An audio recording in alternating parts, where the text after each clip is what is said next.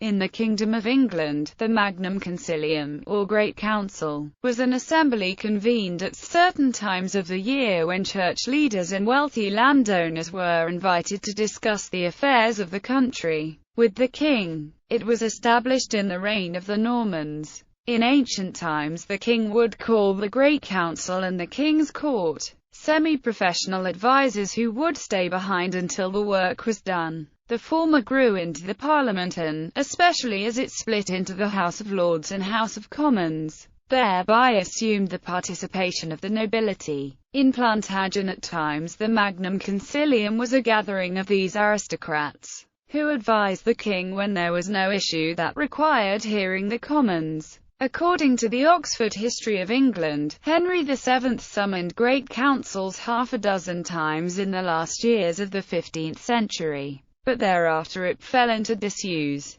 After a lapse of generations, in the autumn of 1640 Charles I summoned a great council at York after being defeated by the Scots. He had dissolved the short parliament and hoped to avoid summoning another. They offered a guaranteed loan of £200,000 to pay the army, and attempted to negotiate with the Scots, but would not undertake the powers of a parliament, and advised Charles to summon parliament. Since then the Great Council has never met. In 2008, Christopher Russell Bailey, 5th Baron Glenusk, suggested that the time had come for a recall of the Magnum Concilium, since hereditary peers had lost their right to sit in the House of Lords under the House of Lords Act 1999.